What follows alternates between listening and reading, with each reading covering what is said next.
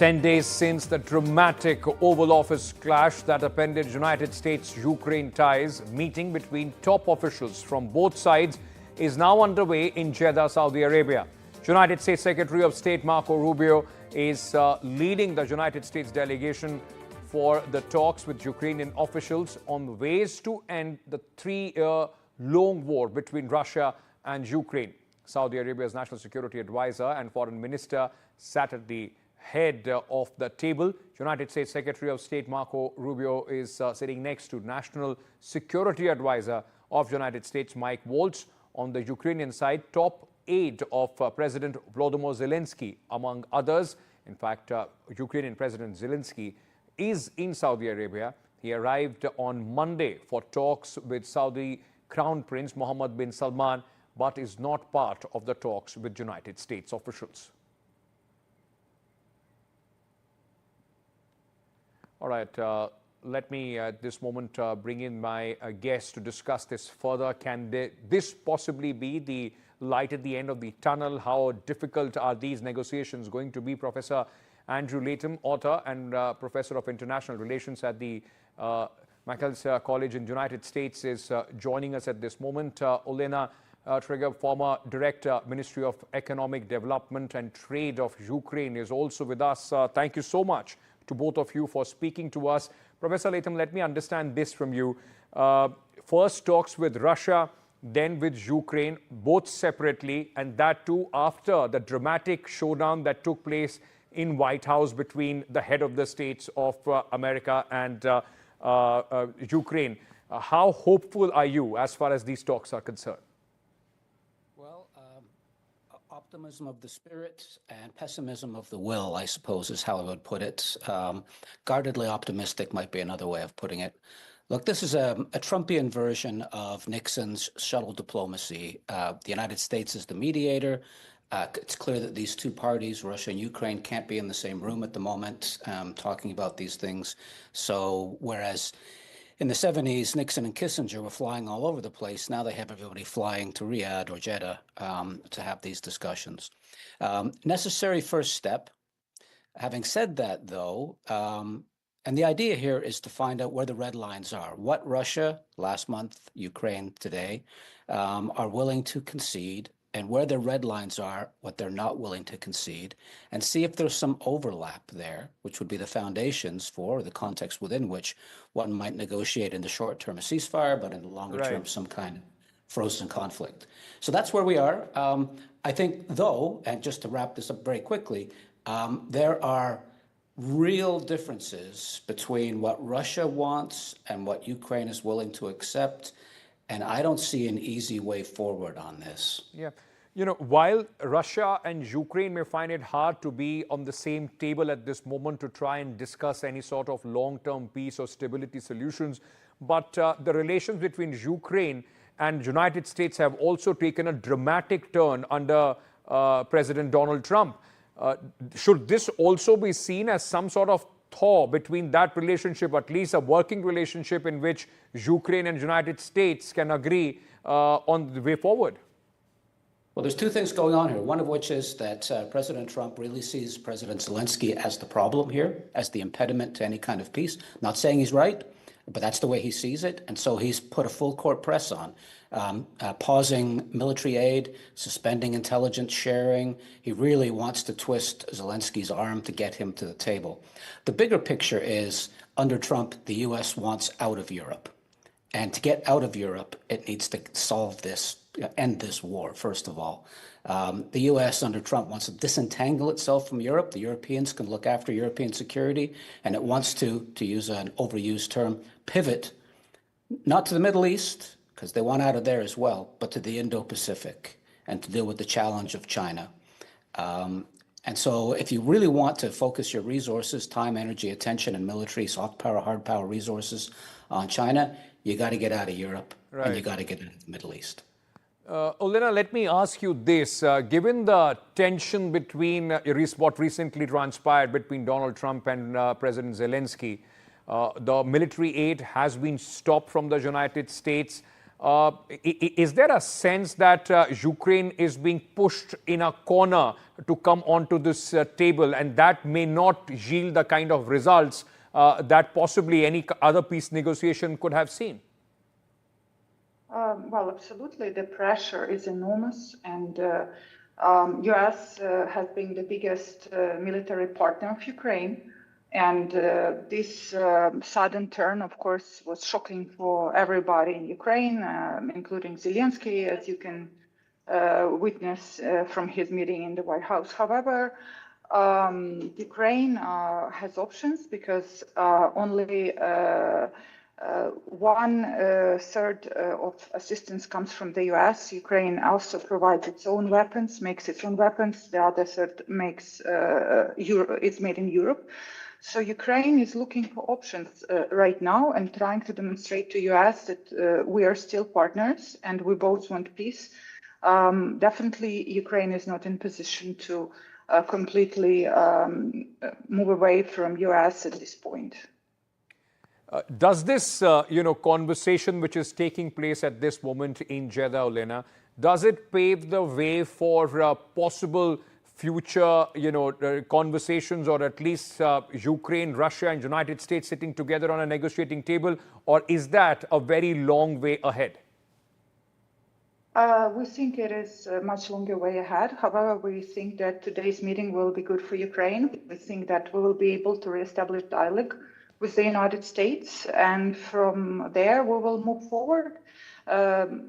Basically, sooner or later, Trump will understand that Putin is making up some conditions which can never be fulfilled on purpose, so that there will be no peace, because he's not genuinely interested in peace. And Ukraine needs just to wait and be patient to see this moment happening for Trump. This is what the common opinion here in Ukraine is. Professor Latham, let me ask you this then, because at least on the face of it, the president of Ukraine, Mr. Zelensky, has also said that he wants lasting peace. So has Vladimir Putin in Russia. Do you believe both these sides are truly ready for peace talks, or it is just a strategic maneuver right now to try and gain some sort of tactical advantage? I think, unfortunately, Ukraine is on the back foot here. It's running out of options. President Zelensky has already said he's willing to concede some territory, not formally and legally, but in the short to medium term. He's already kind of given up on the NATO membership thing, which was never going to happen anyway, because NATO membership rules say if you have disputed borders, you can't join NATO. That was always a non-starter. But he does want some security guarantees, right, which the Europeans, the French and the British in particular, have said that they're willing to provide. But President Putin is absolutely opposed to that, and he has said that explicitly over the last 48 hours. He's not going to put up with any British and French boots in Ukraine as a kind of security backstop. I don't see an easy way forward here. Having said that, though, having the U.S. trying to broker and trying to figure out where the common territory might be, I think is a good thing. Otherwise, this war goes on for a very long time. And I would just point out that in the last 48 hours, the Kursk salient, if I can put it that way, using World War II language, is about to be pinched off by the Russians. The Ukrainian forces in Kursk are about to be surrounded, and they're going to have to surrender. And that's another huge setback. Having said that, though, the largest drone strike on Moscow in this war was conducted just before these talks started. So on the one hand, I think both sides want some kind of peace on their own terms. On the other hand, they're willing to escalate in the short term. And it's not clear to me that the U.S. has the soft power resources to bring these guys to the table and come up with some kind of durable solution. When they're exhausted, when both sides are exhausted, we'll have peace.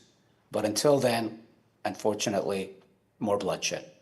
Olena, and this is something that at least a lot of experts in America keep speaking about, that there is this potential with Europe still backing military aid to Ukraine, that is having a counter effect on any attempts of peace. Is that a worry in Ukraine that not just Russia, with the influence that United States has, or at least the closeness that we have seen, the recent closeness of Russia and United States with the leadership speaking to each other, United States could put pressure on the European allies of Ukraine as well? Well, yes, but they will not bend to this pressure, because let's not twist the narrative here. It's not two sides fighting. If it was just so simple that two sides fighting, let's withdraw weapons and assistance from both of them and the war will stop. It's not like this, because there is one side which is victim, Ukraine, and there is aggressor, Russia. And Russia wants to keep going, wants to keep destroying Ukraine. And therefore Europe understands it. And this is why Europe is now trying to gain its so-called strategic autonomy, which they were promising for many years now without actually acting on it. Very quickly, I was reading some statements made by not only the current Prime Minister of Britain, but also the former Prime Minister Rishi Sunak, where they were expecting the losses of the war to be paid by Russia in helping rebuild Ukraine and the other losses that the allies have incurred. Is that going to be a principal position, Olena, in these peace talks as well? I'm sure that this will be one of the points that they will discuss, the 300 billion euro, which is in Europe. This money should go to rebuild Ukraine. Probably they will discuss some compromise. Part of this money will be going to rebuild, say, demilitarized zone, which is the currently Russia-occupied territory. So that's a matter of negotiation, but this money is on the table. All right, Professor Latham, let me ask you then, in conclusion, this also seems at a time, possibly post-World War II, where America seems to be standing closer to Russia than with their European allies. Do you see a long-term impact of whatever is happening at this moment under President Donald Trump, not just on the relationship between the United States and Ukraine, but also between the United States and their European allies? Yes, very much so. We had the period of bipolarity, the Cold War, two superpowers, the Soviet Union and the United States. And then we had the post-Cold War unipolar moment. The United States was the only superpower. That moment has passed. And now we're in an era of multipolarity and great power competition. China obviously is the big game changer in all of this, but also the rise of India as a consequential global player, and Turkey and Iran and Saudi Arabia. There's lots of these great powers that are involved in these conflicts.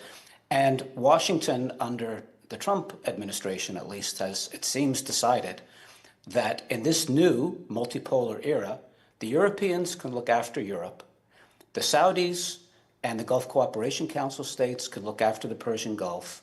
But the real challenge to American interests lies in the Indo-Pacific, which is why we saw President Trump not just cozying up to Putin, but cozying up to Modi recently as well, when Modi was in town in Washington.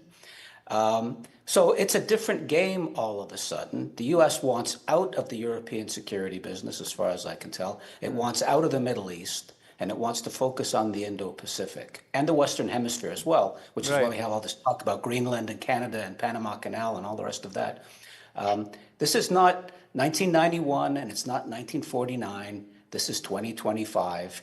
And however inelegantly this administration articulates its grand strategy, that's where its reflexes are. Right.